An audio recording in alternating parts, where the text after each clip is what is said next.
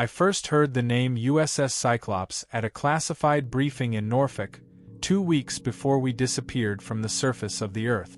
The room was cold, too cold for a late September afternoon. They kept it that way on purpose, to make us uncomfortable, to strip away our defenses. I sat among 6 others, scientists, divers, ex-military men like myself, all of us wearing the same expression, guarded curiosity and an edge of suspicion. At the front of the room stood a man in a dark suit, his face as pale and bloodless as the overhead fluorescent lights. He didn't introduce himself. He didn't need to. In places like this, names only made you vulnerable. He simply tapped a small remote, and a battered image filled the screen behind him. A colossal ship, rusted and broken, leaning in the crushing blackness of the deep Atlantic. "This was taken 72 hours ago," he said, voice clipped, almost resentful. "At a depth of 4,300 meters, in coordinates previously surveyed and found barren. No prior wrecks, no known magnetic anomalies, no seismic disturbances." I leaned forward, trying to read the faded letters along the ship's hull. Most were lost to corrosion, but one word was unmistakable: Cyclops. A ripple went through the room. Everyone had heard of the USS Cyclops, the infamous collier that vanished without a trace in 1918. But that was over 1,000 years ago, centuries even beyond the time since modern historical records had collapsed into fragmented archive. "This isn't possible," one of the scientists muttered. His voice sounded small against the humming projector. And yet, the man in the suit said, "Here we are." He pressed another button. A waveform appeared, pulsating gently. More importantly, the Cyclops is broadcasting a signal. An unknown transmission, picked up on a low-frequency band, not used by any terrestrial technology. Another murmur. A signal from a ship dead a millennium. I didn't realize I was gripping the arm of my chair until I felt my knuckles crack. "We are assembling a retrieval team," the man continued. "Your objective is simple. Board the Cyclops, secure any anomalous material, and report findings in real time." "And if something is still active?"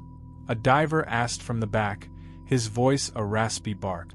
The suit smiled thinly, a joyless, mechanical motion. "Then you neutralize it." "Simple," they said. "Like throwing a lit match into a dark, unexplored cave and pretending you knew what you'd find."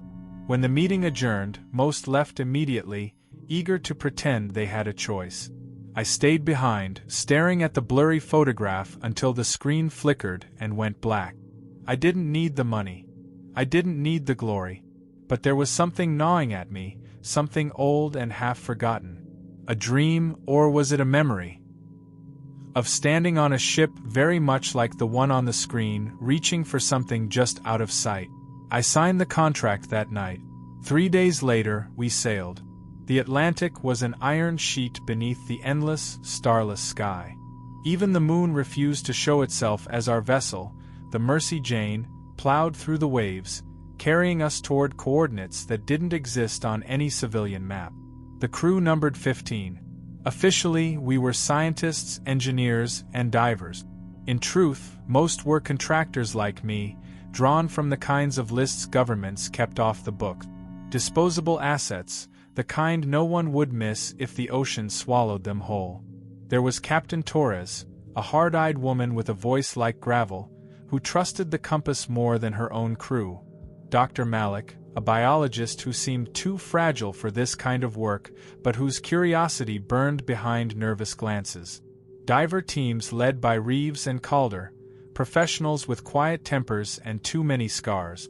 And me, Sam Granger, washed-up engineer, former Navy, now reduced to taking dangerous jobs to quiet the restless guilt gnawing at my inside.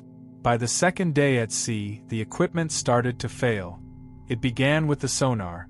Brief spikes of impossible readings, as if the ocean floor itself was moving. Then the GPS flickered, struggling to maintain a lock. Radios emitted strange bursts of static that, if you listened too long, almost sounded like words. Still, we pressed on. At 0200 hours on the 4th night, The Cyclops breached the sonar's range. The bridge lights dimmed as the object appeared, an impossibly large shadow resting on the seafloor, partially sunken but unmistakably whole. Its silhouette was a broken monument against the black abyss, a tombstone half buried in eternity. "We found it," Captain Torres whispered, almost reverently. The descent began an hour later. Our submersible, the Argus, was a prototype built for deep operations. Triple reinforced hull, experimental thrusters, modular docking clamp. It wasn't designed for comfort. Inside, it smelled of cold metal and old plastic, a sterile coffin humming with barely restrained tension. I was strapped in beside Reeves and Dr. Malik, who kept fidgeting with the environmental sensors. Every so often, he'd glance at me as if expecting me to tell him this was all a mistake. Maybe it was. The Argus creaked and groaned as we descended.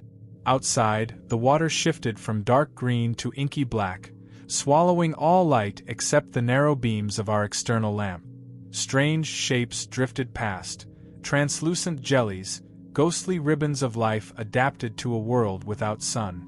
As we neared the Cyclops, a low vibration shuddered through the hull. "Picking up EM interference," Malik reported, his voice strained. The comms crackled. Static bled into our ears like worms burrowing into our brains. And then, as we crested the ridge, we saw it. The Cyclops loomed beneath us, larger than life, her battered hull twisted into impossible angles by some unimaginable force. Rust coated her surfaces in scabrous blooms. Portions of her structure seemed to shimmer, blurring like heat haze even in the icy water. I felt it then, a presence, an ancient, indifferent weight pressing down on us, as if the ocean itself wanted us to turn back. We didn't. The docking procedure was rough. The Argus latched onto a gaping hole in the Cyclops midsection, a wound so large it could have swallowed us whole. Instruments flared and died as we breached the hull, power flickering as the automatic systems struggled against the ship's miasma of decay. Reeves led the way, his flashlight cutting a narrow beam through the Stygian gloom. The interior was a nightmare of tangled wreckage. Metal twisted into grotesque sculptures. Bulkheads slick with black sludge. A fetid smell filled the air, seeping through the filters, like rotting meat soaked in salt. As we moved deeper, time itself seemed to fray. Our watches dissynced, running faster or slower at random. The ship's corridors stretched and shrank in impossible ways. Rooms opened where none should exist. Cold sweat slicked my back as every step seemed heavier than the last. At one point, I swore I saw movement down a side passage, a glint of pale flesh vanishing around a corner. But when I turned, there was nothing. Just the creaking groan of ancient steel. "We should head back," Malik whispered. Reeves shook his head. "We find the source of the signal. Then we leave." We pressed on. It was Reeves who found the journal. It lay in a rusted locker, untouched by time, its leather binding pristine in a way that made my skin crawl. The others crowded around as he pried it open. I saw the handwriting first. My own. The same loops, the same slant, the same careless way I wrote my G's like figure 8. I felt the blood drain from my face. "This yours?" Reeves asked, half joking. I shook my head. I took the journal from him with trembling fingers. The leather was warm, almost pulsing beneath my touch. I flipped to the first page. Day 1, we found the Cyclops. God help us, we found it. But it found us first. My hands trembled. "Sam," Malik said, voice distant, "are you all right?" I couldn't answer. Because the next page wasn't a diary entry. It was a detailed drawing of the Argus, our submersible, docked against the exact hole we'd entered through. Every scratch, every welded seam. Drawn with an obsessive, horrifying precision. Below the sketch, a line scrawled in my handwriting. "You were always meant to return." Somewhere deep in the bowels of the Cyclops, something shifted. A low, scraping sound, like nails dragged along the inside of a coffin. And the ship, long dead, began to breathe. The deeper we moved into the Cyclops, the more the walls seemed to close around us. Our flashlights flickered over rusted bulkheads, the beams swallowed by a thick, unnatural darkness. The air inside was wrong, dense, almost viscous, like walking through the lungs of something sleeping but aware. Malik stayed close to me, his breathing sharp and shallow over the comms. Reeves moved ahead, sweeping the corridor methodically, but even his confident steps slowed as the environment pressed in. We passed abandoned machinery crusted in barnacle-like formations.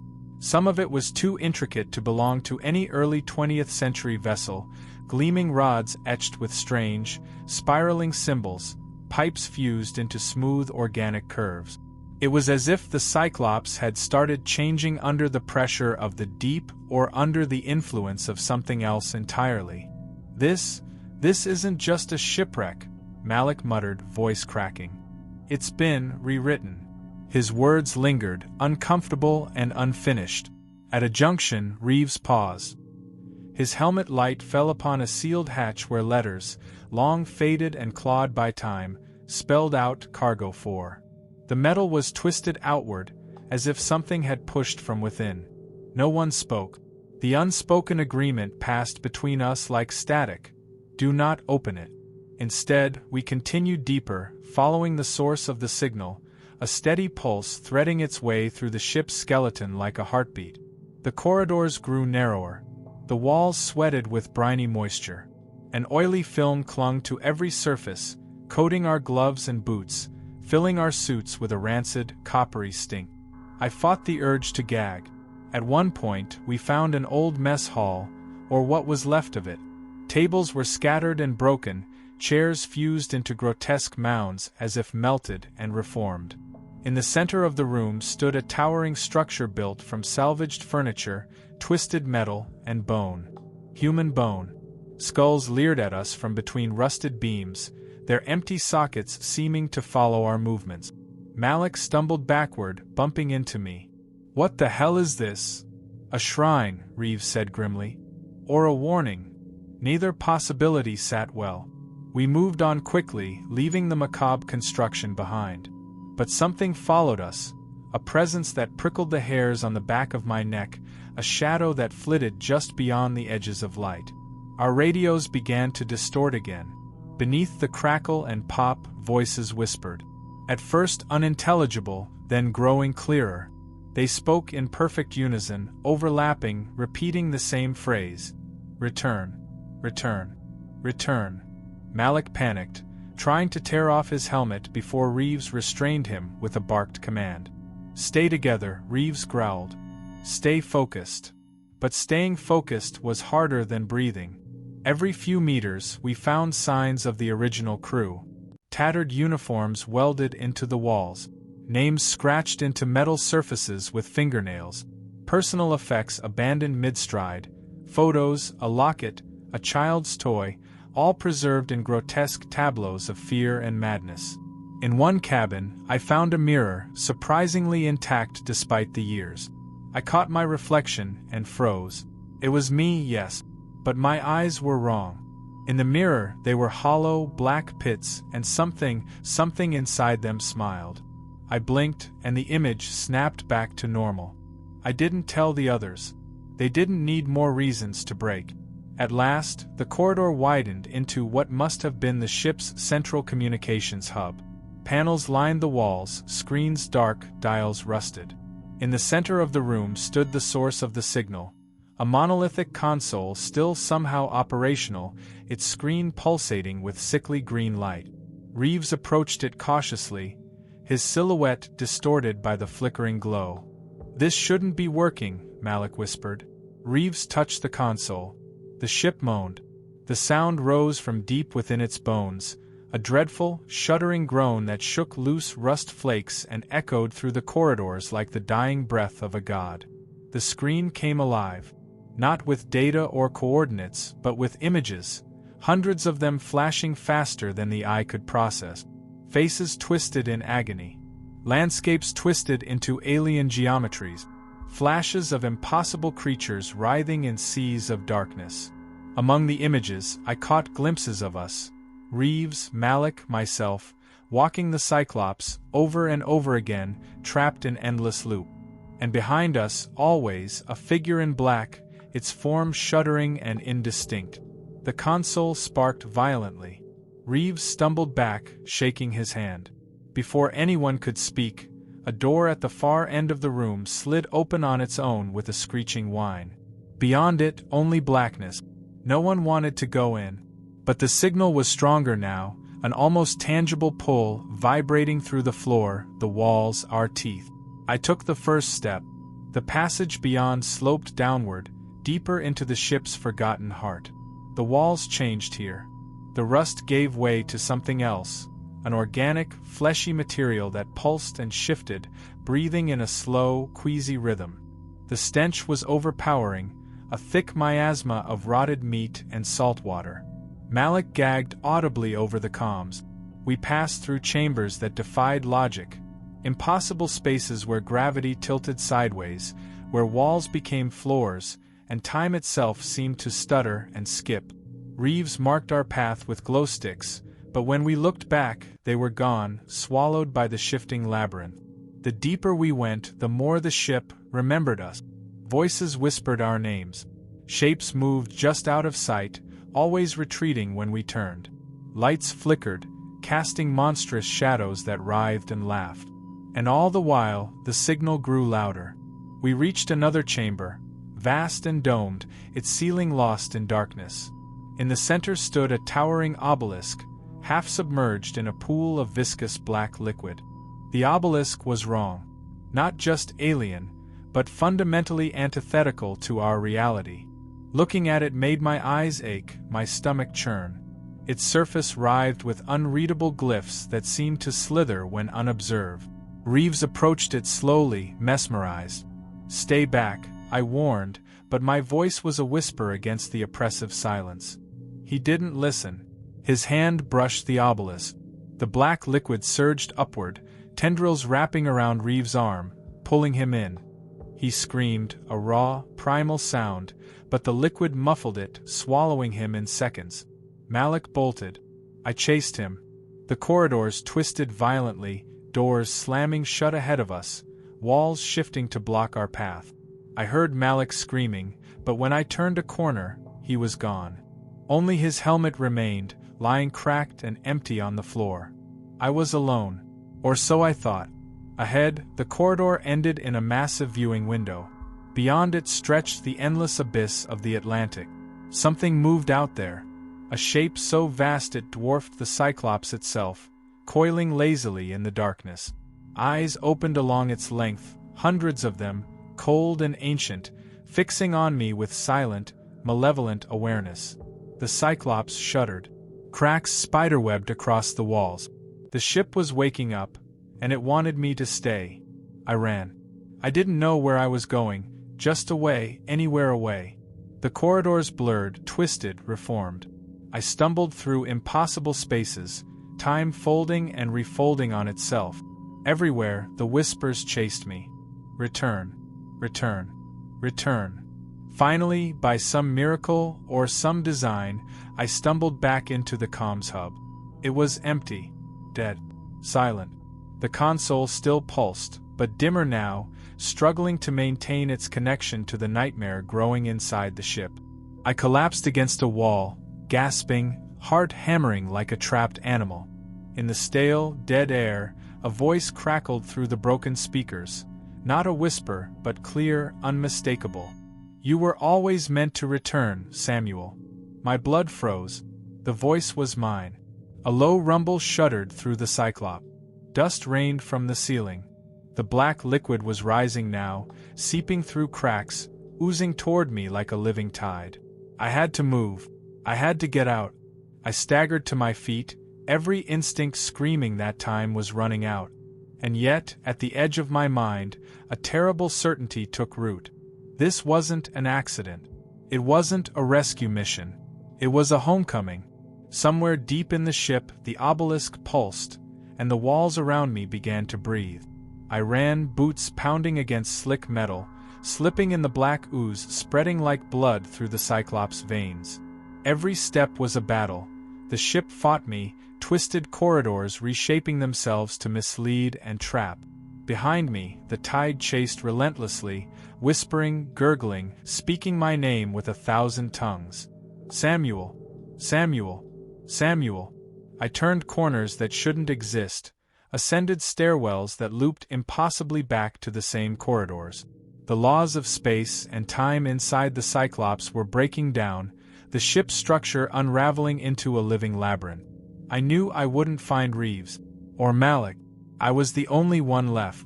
Maybe the only one who had ever been here at all. I forced my mind to stay sharp, to block out the insanity clawing at its edges. Focus. Survive. Escape. Somewhere, there had to be a way out. A service bay. An emergency escape pod. Anything. The emergency map Reeves had uploaded into our helmets flickered on my HUD, but it was useless now. Rooms shifted places like chess pieces moved by an unseen hand. Ahead, the corridor opened into a cavernous chamber I'd never seen before, a space that couldn't possibly exist within the ship's dimensions. It stretched out infinitely, filled with pillars of flesh-bound metal, each one humming with a frequency that made my bones ache. And between the pillars, people. Dozens. Hundreds. Their bodies fused to the structures, their mouths frozen open in silent screams. Some were in old naval uniforms from 1918. Others wore modern dive suits. Still others bore clothing from eras and cultures I didn't recognize. Their eyes were wide, unblinking, tracking me as I passed. I stumbled, bile rising in my throat. They weren't dead. Not completely. Some twitched. Some mouthed words too soft to hear but heavy with sorrow. I had to move faster.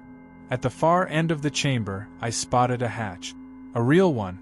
Untouched, uncorrupted. An escape. I sprinted toward it, ignoring the way the fused bodies strained against their bindings, reaching out for me with grasping, broken fingers. My gloved hand slammed the hatch controls. Nothing happened. Panic spiked. The ooze flooded into the chamber behind me, swallowing the floor, climbing the pillars, silencing the twitching bodies. I pounded the controls again. This time, the hatch creaked open just enough for me to squeeze through, tearing at my suit. I hurled myself into the next space, slamming the hatch shut with a shuddering clang. For a moment, silence. I lay there, gasping, my faceplate fogging with each ragged breath. This room was different. Clean. Dry. Normal. Rows of dusty bunks lined the walls. Lockers sat open, revealing personal items untouched by time. Books, photos, journals. I pulled myself upright, body trembling with exhaustion and terror. Everything here felt preserved, like a museum exhibit behind glass. One of the lockers caught my eye. It bore a name etched into a brass plate. S. Turner. My name.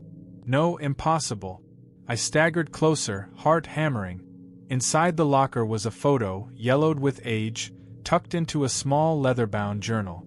The photo showed a group of sailors standing proudly in front of the USS Cyclops, their faces young and vibrant. In the back row, barely visible, stood a man who looked exactly like me. I reeled back. The journal slipped from my fingers, falling open to a page filled with frantic handwriting. We should not have answered the signal. It was never a distress call. It was bait. Below that, scrawled in a different, more erratic hand. We are part of it now. Pieces in its dream. There is no escape. I slammed the locker shut, my own ragged reflection glaring back at me from its polished surface.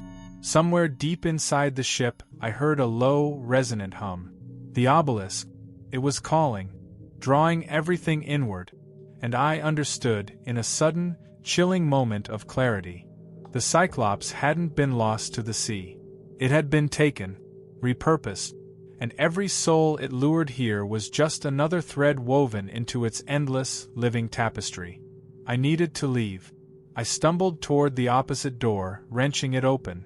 Beyond, a staircase led upward, each step flaking rust and dust. I climbed, the ship groaning around me, the structure straining as if the Cyclops itself wanted to shrug me off like an unwanted parasite. At the top of the stairs, A hatch opened onto the deck. The ocean greeted me, a black, heaving expanse under a sky bruised purple and green, stars spinning crazily in unfamiliar constellations. The Cyclops floated not in water, but in something thicker, darker, an ocean of nightmares. Above me, the shape loomed again, the vast, coiling entity whose eyes had found me earlier. Now it was closer. Its immense body spanned the sky, blotting out the poisoned stars. Its many mouths opened, releasing a soundless, mind-shattering hymn. I dropped to my knees, clutching my head, trying to block out the song that wasn't sound but thought, an ancient, relentless will pressing against my mind, demanding submission. Memories that weren't mine flooded in. I saw the Cyclops swallowed 1,000 years ago, but not by the sea. By something deeper. I saw sailors consumed, reshaped, trapped in an endless cycle of decay and rebirth within this creature's dream. And now me. I screamed, forcing the foreign memories away, lurching to my feet. Somewhere across the deck, I spotted a beacon, small, faint, blinking red. A submersible. Our submersible. Still tethered to the ship, half dragged into the black mire but intact. Hope surged through me, raw and desperate. I ran, the deck shuddering underfoot as the Cyclops bucked like a dying beast. Creatures erupted from the blackness. Things that had once been men but now moved wrong, their limbs twisted into new configurations, their mouths gaping hungrily. I sprinted, dodging their grasp, slipping on the oozing deck, my heart a hammer in my chest.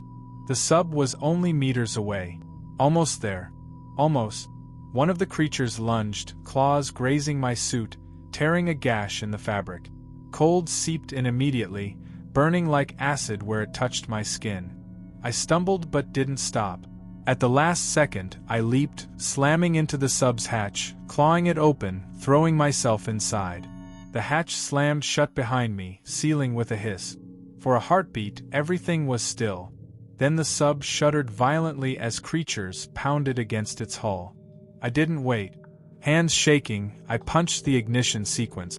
The sub lurched free of the Cyclops, engines straining, cutting through the viscous blackness. On the monitors, I saw the Cyclops sinking, dragged down by fleshy tendrils, vanishing into the abyss. And above it, the entity watched me, patient and unhurried. It didn't need to chase. It had already won. The sub spiraled upward, through layers of impossible darkness, pressure threatening to crush the tiny vessel. But somehow, the surface came into view. Pale light filtered down. I broke through with a roar, gasping for real air as the battered sub bobbed in the freezing Atlantic night. Above me, the sky was wrong, stars unfamiliar, the moon cracked and bleeding light. But it was real. Or real enough. I lay back against the sub's cold interior, breathing hard, staring up at the broken sky. Alive. For now. But deep inside me, something stirred. A seed planted. A thread woven into the Cyclops' endless dream. And I knew with a terrible certainty, I had escaped the ship. But not the thing that owned it. Not the thing that now owned me. The submersible drifted on the endless dark waters, the rhythmic slap of the waves against the hull the only sound. I floated inside, a broken thing cradled by the ocean. I didn't know how much time passed. Minute, hours, a lifetime. The communicator crackled to life, startling me from the numb haze. A voice, thin and distorted, cut through the static. Research Vessel Triton calling unknown submersible. Identify yourself. I froze. Was it real? Or another lure? My hands moved before doubt could take root. I mashed the transmitter button, my voice hoarse and trembling. This is Turner. USS Cyclops Expedition. Mayday. Repeat, Mayday. Request immediate extraction. A pause. Then. Copy that, Turner. We have your position. Hold tight. Relief struck like a hammer, buckling what remained of my composure. I slumped back, shivering. The ocean stretched forever in all directions, the sky a torn sheet above. But someone was coming. Someone real. The Triton broke the horizon like a leviathan, its searchlights cutting jagged lines across the black water. I blinked into the glare, half expecting it to dissolve like a mirage. But it was solid. Concrete. A massive ship bristling with cranes and recovery equipment. The submersible systems flared warnings as a retrieval cable latched onto it with a heavy clang. I surrendered to the pull, body limp, mind floating somewhere far away. They hauled me aboard like wreckage, hands gripping my arms, dragging me out into the cold night air. Figures in white biohazard suits clustered around, their faces hidden behind dark visors. One of them leaned close, voice muffled. "Turner? Can you hear me? You're safe now." I tried to answer but only coughed, seawater and blood spilling from my mouth. They moved quickly, lifting me onto a stretcher, securing restraints with practiced efficiency. I didn't resist. I should have fought harder.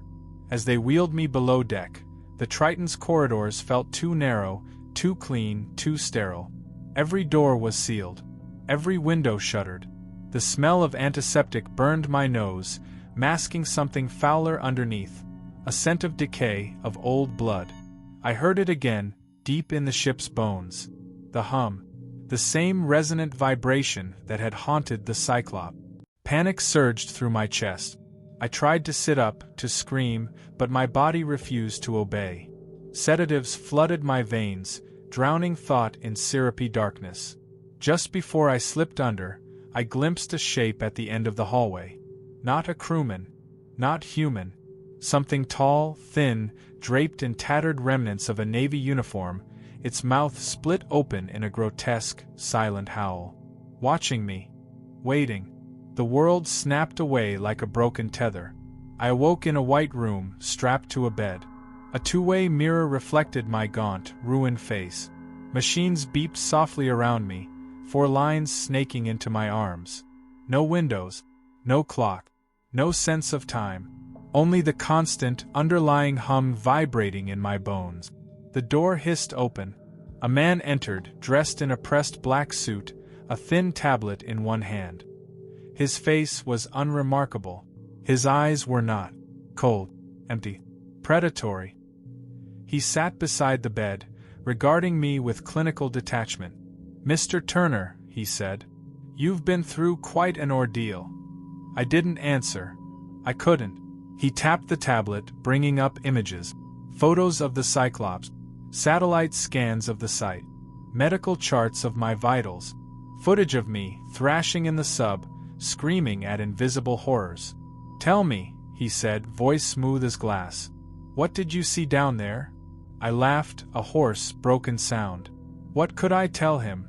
That the ship had been taken? That time and space had folded into something monstrous? That I had brought back a sliver of that nightmare embedded in my own mind? He waited, patient. I met his gaze, and for a moment, something shifted in his face. A flicker of recognition. Of fear. He already knew. They all did. This wasn't a rescue. It was containment. I was a contagion now. A carrier. The black seed inside me stirred, fed by fear, by memory. I leaned forward, as far as the restraints allowed, and whispered, "You're too late." His face hardened. He stood, signaling to someone beyond the mirror. Gas hissed into the room. Sleep clawed at me again, thicker, heavier. As the world dimmed, I felt the thing inside me unfurl, spreading tendrils through my mind, reaching outward, planting itself, growing. When next I woke, the restraints were gone. The room was empty. The machines were silent. The door stood ajar, a dark gash in the sterile world. I rose, every movement alien, fluid, wrong. My body wasn't entirely mine anymore. I walked into the corridor, barefoot, hospital gown fluttering around skeletal limbs. Alarms blared in the distance, red lights strobing. Screams echoed. Not mine. Not yet.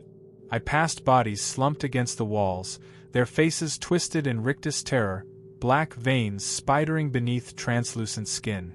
The infection had spread fast. Faster than they'd anticipated. The ship was lost. Just like the Cyclops. I reached a viewport, wiping blood from the glass to peer outside. We weren't at sea anymore. The stars wheeled in impossible constellations. The ocean was gone. The Triton floated in a sky of writhing darkness, tethered to nothing. The entity had found us, claimed us, and through me it would find others. I turned, walking toward the bridge, drawn by a will that wasn't my own but felt achingly familiar. No one tried to stop me. No one left to try. I sat in the captain's chair, fingers brushing the navigation console. The ship responded like a living thing. New coordinates entered themselves across the screen, shimmering in languages older than Earth. I smiled, feeling my mind fragment, recombine, stretch into something vast and cold and infinite. Somewhere, far below, Earth turned in oblivious slumber. Waiting. The broadcast began hours later. A simple distress call, looping endlessly. This is the Triton. Mayday. Vessel disabled. Crew incapacitated. Requesting immediate assistance. Coordinates attached. An invitation. A lure. Already, ships would be rerouting. Already, rescue teams would be scrambling to reach us. Already, the cycle would begin anew. The darkness at the heart of the ocean had learned patience over the centuries. It only needed one thread, one soul, one voice to spread. And now it had mine. Waiting. Whispering. Calling them home.